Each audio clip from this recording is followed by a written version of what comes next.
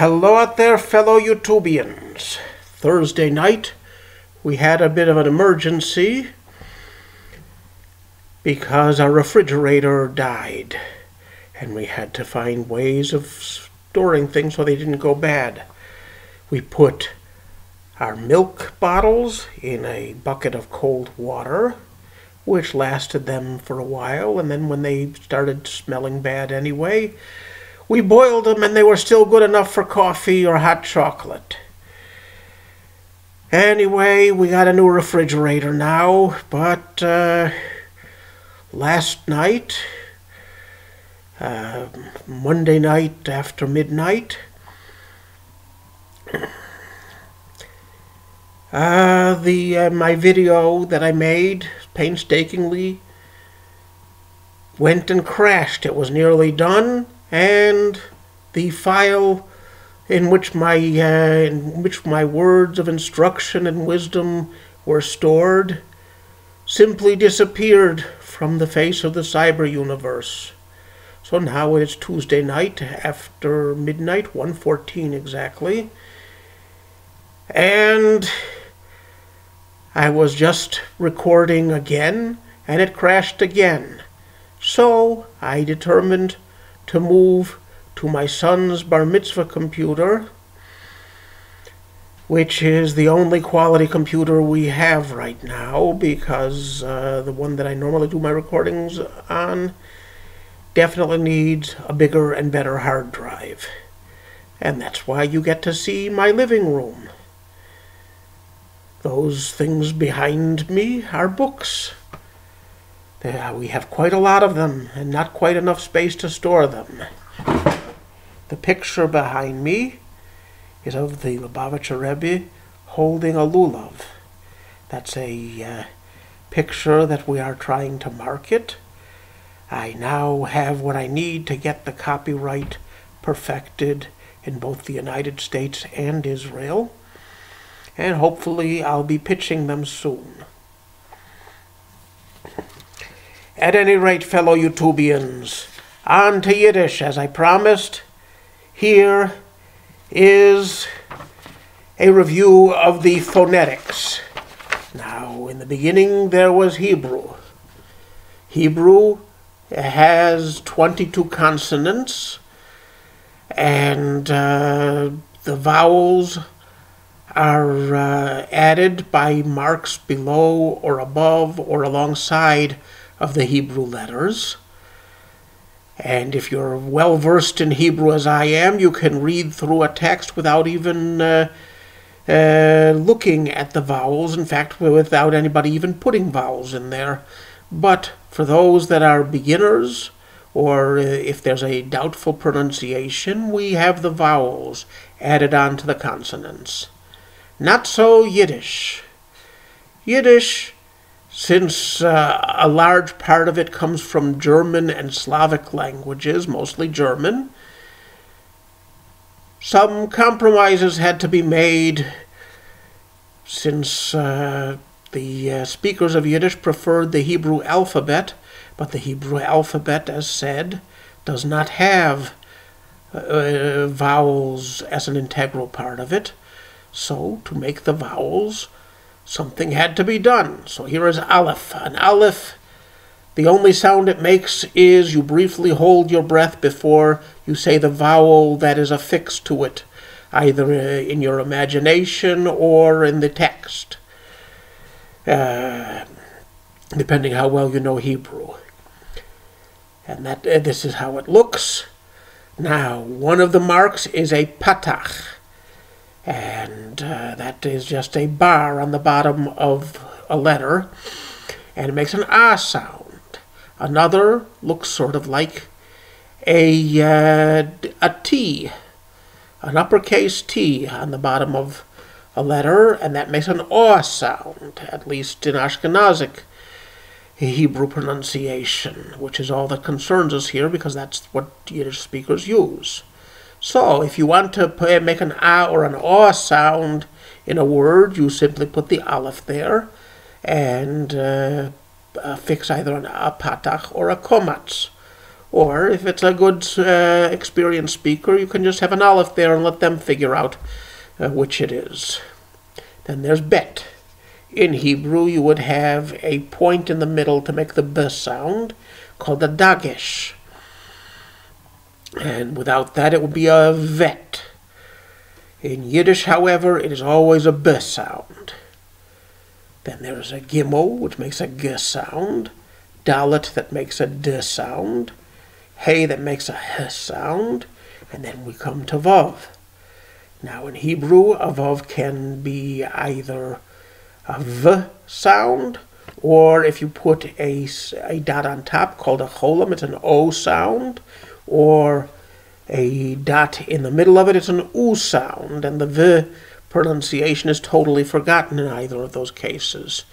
Now in Yiddish, if you want to make an u sound, you have an aleph and a vav with the dot in the middle, which is called a kubutz, and then it's pronounced u. However, if you want to make an o sound, you have aleph with a vav and a dot on top called a cholam, and it makes an o sound, and if you want to add a yud to it, it's oi. And then, if you want to make the v sound, you have two vavs next to each other, which makes it into a v sound. And in modern Hebrew,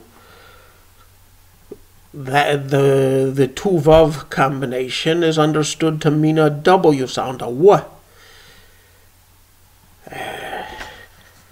which doesn't naturally exist in the Hebrew language, but it exists in the international environment in which the modern Israeli state exists. Next, there's a zayin, then a chet, which a Sephardi would pronounce het. And then there is tet. And then a yud, which in Yiddish would always be a e sound, whether or not they put a single dot called a chirik underneath. But in Hebrew it can have any number of vowels underneath it or on top of it or whatever. Now, if you want to make an I sound in Yiddish, you would have two yuds, and you would put a patach underneath it. And if you want to make an A sound, you would have two yuds again, and you would have two horizontal dots underneath it called a tzere. And that would make the A sound, A-I, or E. That's how it's done in Yiddish.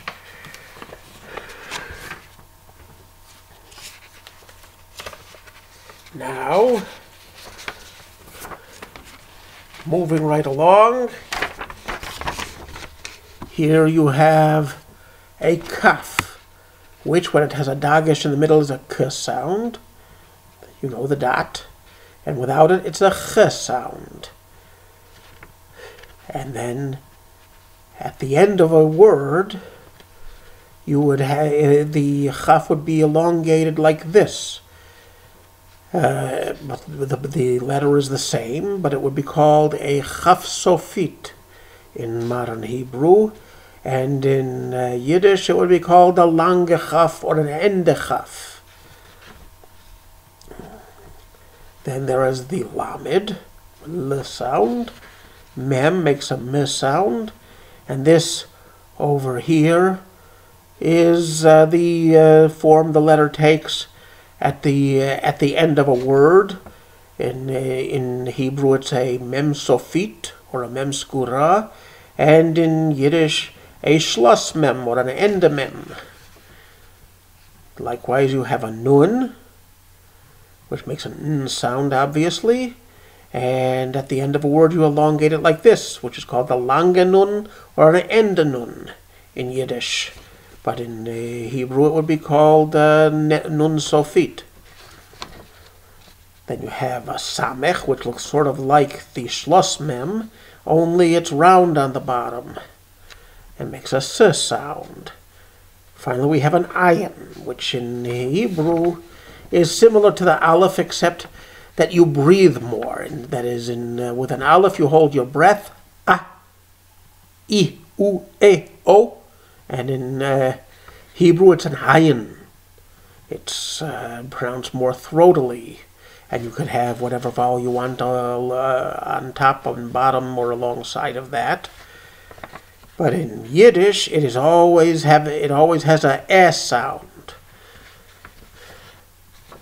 with some dialectic variations, but basically it's an S sound. Then there is a fe, which, if you put a dagesh, it becomes pay.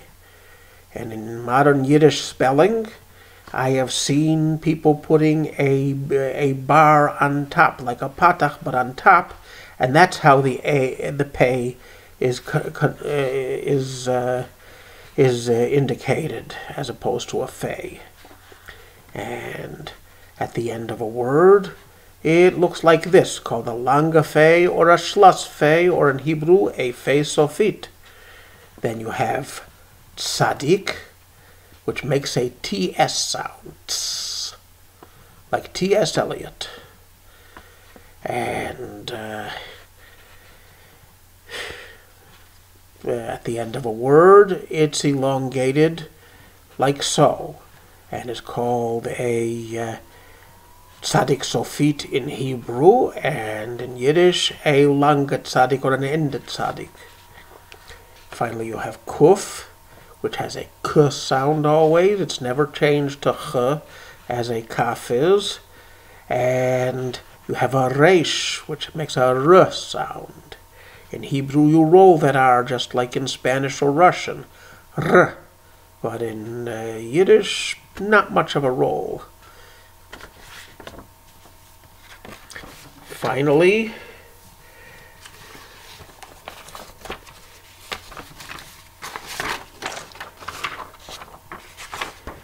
we have the shin, which, if it has a dot on the left side, makes a sh sound. If it's on the right side, the dot, it makes a s sound. And if you're well enough in Hebrew that you can, that you don't need vowels and dots and all that, you'll know which one is which. It's usually sh. Anyway, that's a shin. And then there's a tav. Now a tav, among Sfaradim, is always a tav, with or without a vowel. A Yemenite would pronounce it without a dagesh, would pronounce it thav. But among other Sfaradim, it's usually just tav, tav, and tav. Now among Ashkenazim, with a dagesh, it's tav. Without a dagesh, it's sav with a s sound, which a lot of Sephardim make fun of. They deliberately pronounce a tet like that, but that's neither here nor there. Now for the vowels themselves that we've been referring to. Here again is the komatz that goes on the bottom of a letter, which in Ashkenazic pronunciation is aw, and in modern Hebrew it sometimes is aw, but is usually ah. The rules are complicated and mostly observed in the omission. Then a patach that we mentioned before is just a straight bar at the bottom of a letter, and then tzeire, two horizontal dots, is a sound. Segol is three dots set up like a pool, like pool billiard balls, and that is segol, which has an S sound. And then, once again, the vav with the dot in the middle is kubutz. It has an U sound. And if you have three dots arranged horizontally beneath a letter, that's a shuruk, which is not the same as a kubutz, because a kubutz is fully pronounced U, whereas a shuruk is more U. Close to a shva, but much more strongly pronounced. And A cholam is a vav with a dot on top, or sometimes there's no vav, just it's on top of the actual letter that's being pronounced O. And I completely forgot to put in here a chirik, which is a single dot on the bottom, or a shva, which is two dots, arranged one on top of the other perpendicularly, and that makes just a shva sound, which sound. Anyway, that is the review of the Hebrew alphabet. We'll periodically do that because there's a lot to review. Now we come to the plural again. The plural has many different forms. Now, the most ancient form of plural in Germanic languages is the suffix er, and that's added to old words that have a long history, and the only thing you can do is memorize it. There are no rules to when you use the er suffix. Just sometimes you use them when even when another suffix would make more sense. Okay, so what'll I do? The most guidance I can give you is to simply go through a list of common words with the er suffix. Here we have an I, which means an egg. And in the plural, that's ayer, eggs. Then there is a bild, which means a picture, bilder, which means pictures. And a handtuch means a towel. But in plural, that's handtucher. Handtecher. The kubutz is changed to a ayin, which gives it a segel sound. Handtecher. There is that kind of morphing among the vowels of this kind of plural. A lot, okay? For example, hundert or hundert is hunderter. Land, which means a land, in the plural is Länder. Ich habe gefahren zu verschiedene Länder. I've traveled to certain lands.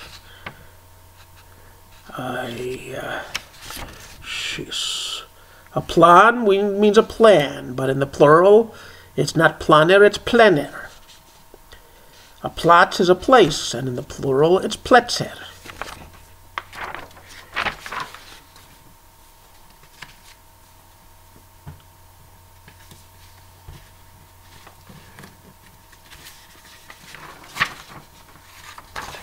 Now, a flash is a bottle. Fläschchen is bottles. Ponim is from the Hebrew word for face, which is in the Hebrew always has the plural suffix. There are some Hebrew words that are like that.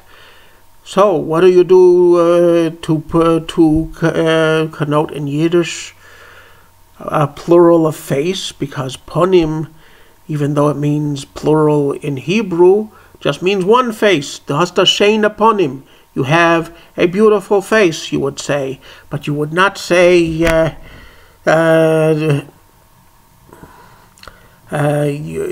would not say so many beautiful faces. Aza fil shene ponim, because for the plural you would say ponimer. So you have it's sort of like faces is. So that would be the plural of ponim in Yiddish. A garten is a garden. Gartner is garden. Gärtner is gardens. A loch is a hole. Ich darf das so wie a loch in Kopf. You would say, I need this like a hole in the head. And then lecher would be holes in the head. I mean, it means holes. Once again, you have the vowel transformation. You would say, noch ärger wie a sach lecher in Kopf. Even worse, like a lot of holes in the head. Rad is a wheel. Plural is reder. A buch is a book. And instead of changing it to a segel, the kubutz is changed to a chirik for bicher, books. A hon, meaning a hen, is hiner, hens. A tsung is a tongue, which in the plural would be tsinger, because the kubutz gets changed to a chirik. Tsung, tsinger, hun, hiner. And this tongue does not mean language, it means the physical tongue in your mouth. To say a language, you would say lushan, which is from the Hebrew. Yiddish is known as mama lushan, the mother's tongue, because people learn it from their mother. I am not your mother, though, nor your father, Luke. I am just a poor Yiddish teacher hoping for monetization of my YouTube channel. So, a boich is a stomach. A beicher is stomachs. There you have a oi sound transformed with an air suffix into a I sound. So if you want to say abs of steel, like they advertise on the internet, you would say Beicher von Eisengeschaft. Stomachs made of iron. A hois is a house, which in plural is heiser. And if you want to say pants, it's almost the same thing. Hoisen, you would say, but it doesn't have the er suffix. Instead, it has the nun suffix that we discussed previously. A moil is a mouth. Plural is meiler. A boim is a tree. Plural is baimer. A tzan is a tooth, which in plural is tzener, for teeth. You see how it sometimes is the same in English as in Yiddish. Now, there are other plurals which have no suffix at all. You just have vowel transformations in the root of the word, and that tells you if it's singular or plural. For example, you have a hunt, which in the plural is hent, although some people say henter. A vant is a wall. Plural is vent. A katz is a cat, which in the plural is ketz, or sometimes some people say ketzen. A tug is a day. Tag is days. To say daily life, it's tag, täglichen Leben. There you have a combination of the singular and the plural. The plural transformed into an adjective. And a nomen is a name. In plural, it's nemen. A cup is a head. Kep is heads. A stot is a city. Stet is cities. And in the diminutive, you also have the same vowel transformation, and that's how you get the word shtetl, which I'm sure those of you with a bit of a Yiddish background have heard of before, and maybe some without. A lot of Yiddish has come into the American vocabulary since the Great Migration in the 1880s through the 1920s, which my grandparents took part in. Okay, then you have further, you have a bruder, and you have brider.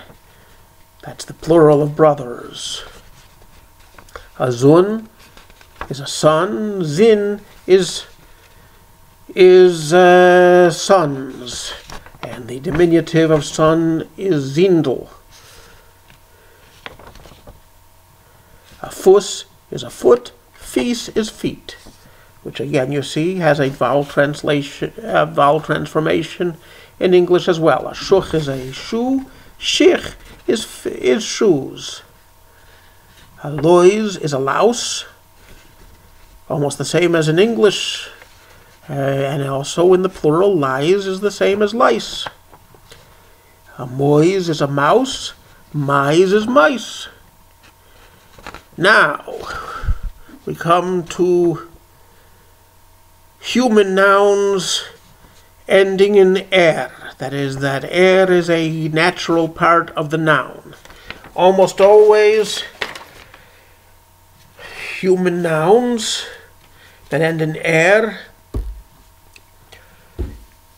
do not have any plural changes.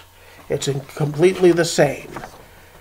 One of the exceptions to this is the word uncle, fetter, which has a samech ending, fetters in the plural. And also there is the names of members of professions are often also with a samech suffix. Let me show you rather than try to tell you. For example, an Amerikaner, it means American, whether singular or plural, it's the same. An Arbeiter is a worker, whether it's singular or plural. A Sacharbeiter arbeiten auf die Platz. A lot of workers are working in this place.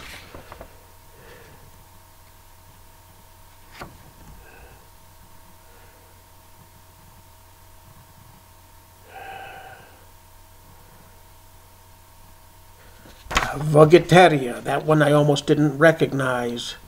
Vegetarian means a vegetarian. I have never heard that used, but I got it from a textbook.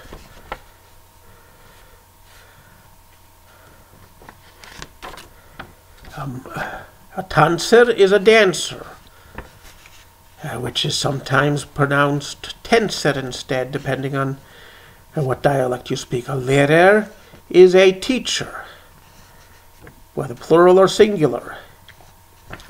And finally, an Engländer means an Englishman. Die Engländer haben gekriegt mitten ihr Gun. The English fought with the Irgun way back in the day.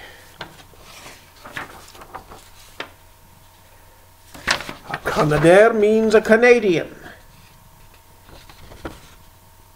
A Schwester is a sister, and the same thing, it's plural and singular both, because it's a human vowel, a human noun with an er suffix. However, members of a profession, such as a Schneider, which is a tailor, they do have a plural suffix of a samech, Schneiders. Likewise, a Schreiber, a writer, the plural is Schreibers. And likewise,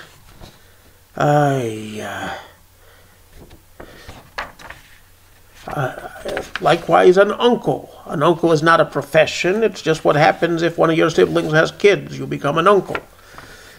or a tante if you're a female. Anyway, vetter, an uncle, the plural of that is vetters, as I mentioned earlier, showing that there's exceptions to every rule except this one. And there we are. Now give me a second and I'll think of a proverb. Okay, this one I might have made up myself, but it works for a proverb. A Mensch tracht mit sein Kopf und juchelt mit sein Steiner. Und a Putz verkehrt. Means a Mensch, a orderly person, thinks with his head and makes love with his balls. A Putz, or a schmuck, does the opposite. And actually doesn't work. Okay, I tried. I'm not a very good proverb writer. Okay, thank you and good night. Next lesson, I'll be reviewing all the other forms of plural and we'll be moving on to adjectives, God willing.